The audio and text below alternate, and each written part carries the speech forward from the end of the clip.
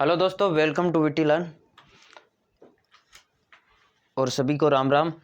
आज हम बात करने वाले हैं 19 नंबर विधि है हमारी, जिसका नाम है खेल विधि। खेल विधि, देखिए खेल विधि को लेके बात करते हैं तो इससे पहले हमने बात की थी पिछली क्लास में साचर्य विधि को लेके। अब साचर्य विधि में होता क्या है कि जो खेल विधि का ही एक पार्ट है। खेल विधि अनेक भागों में बंटी हुई है, जो कि एक सिमिलर विधि नहीं है, इसके भाग हैं कुछ अलग अलग। जैसे किंडरगार्टन विधि है, डाल्टन विधि है, शास्त्रीय विधि है, ये तीनों इसके भाग हैं खेल विधि में। अब बात ये आती है कि हमने अलग क्यों पढ़ी भाई, शास्त्रीय विधि को पहले क्यों पढ़ा? क्योंकि जब सेकेंड ग्रेड के पाठ्यक्रम में शास्त्रीय विधि का अलग से नाम दिया हुआ है, खेल विधि नहीं नाम दिया। और जहाँ रीट का पाठ्यक्रम की लेके बात करते हैं तो वहाँ पे खेल विधि का नाम आता है, इसीलिए हम बात की है पहले शास्त्रीय विधि की। अब बात करेंगे हम खेल विधि की। अब खेल विधि की लेके बात करें तो इसके जनक कौन है? तो जनक है इसके Henry Caldwell, Henry Caldwell cook. ये गणित शिक्षक थे और इंग्लैंड के थे। इन्होंने सबसे पहले कहा था कि एक बालक खेल एकमात्र ऐसा कार्य है जो कि बालक पूरे मन से करता है। क्या कहा? कि बालक खेल ऐसा कार्य है कि बालक पूर्णतः अपने मन से करता है। अगर आप खेल खेल में सिखाते हो तो इस कई गुना ज़्यादा सीखेगा वो, और साथ में शारीरिक गतिविधियां भी करेगा। इसलिए हेनरी कोल्डवेल कुक इसके वास्तविक जनक माने जाते हैं। इन्होंने सबसे पहले शुरुआत की थी। अब बात करते हैं इसकी परिभाषा। तो हेनरी कोल्डवेल कुक इंग्लैंड के गणित शिक्षक थे। इन्होंने कहा था कि खेल एकमात्र कार्य है जो बालक पूरे मन से करता है। इन्होंने ही सबसे पहले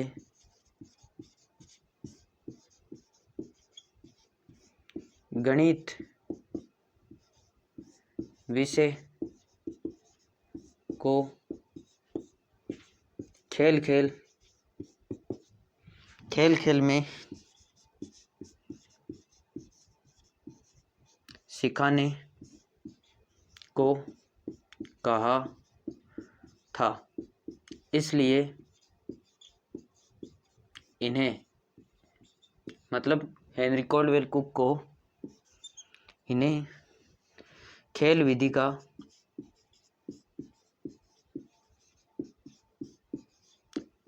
वास्तविक जनक माना जाता है।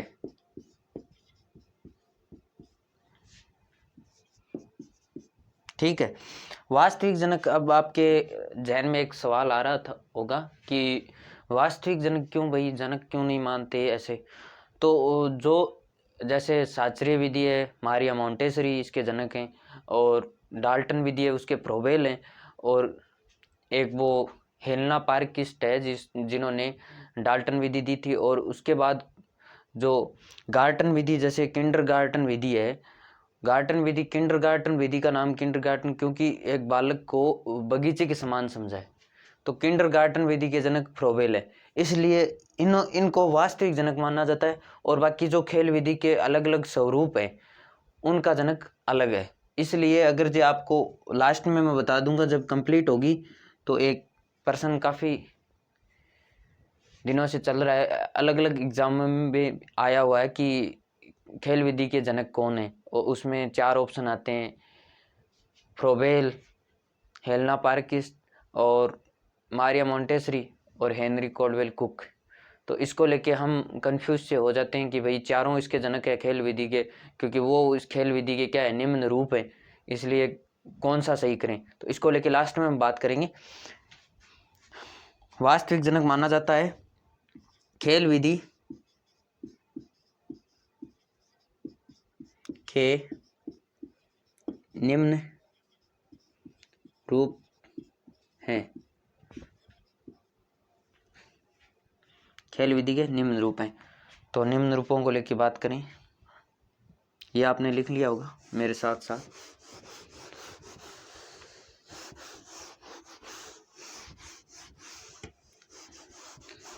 अब खेल विधि के निम्न रूपों में सबसे पहले आता है किंडरगार्टन, जो कि फ्रोबेल थे इसके जनक। ठीक है, और इसके बाद 2 नंबर आता है शास्त्रीय विधि, जिसकी बात हम कर चुके हैं, जिसके जनक है मारिया मोंटेसरी।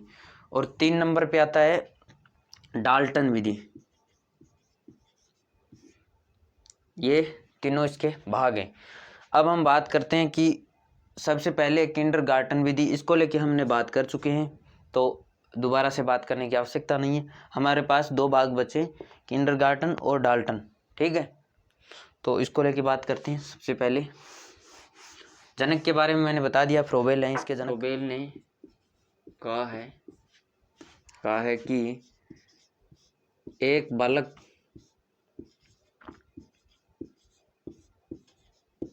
जितना स्वतंत्र होकर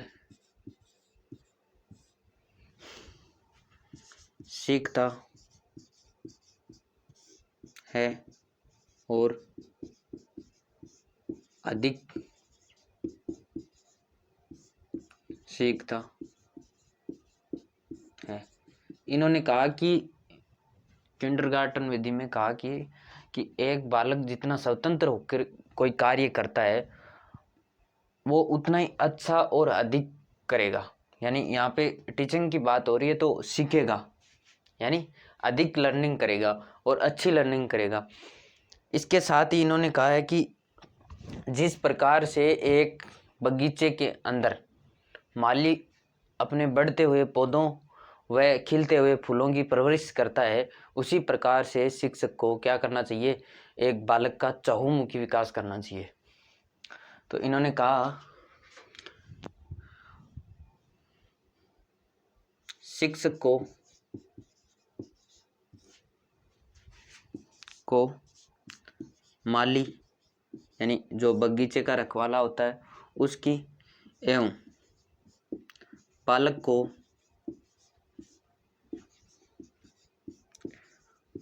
बढ़ते हुए पौधों व खिलते हुए फूलों की संज्ञा दी है और कहा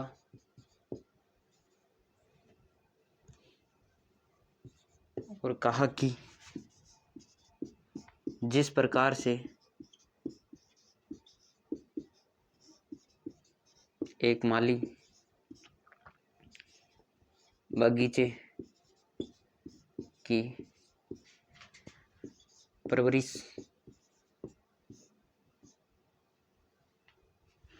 करता है, उसी प्रकार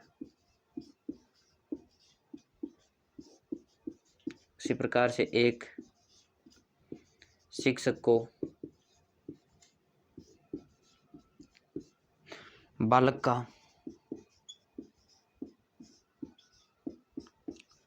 चहुमुखी विकास करना चाहिए। मतलब शारीरिक, मानसिक और नैतिक, संवेगात्मक सभी प्रकार के विकासों पे ध्यान देना चाहिए बालक पर, शिक्षक को।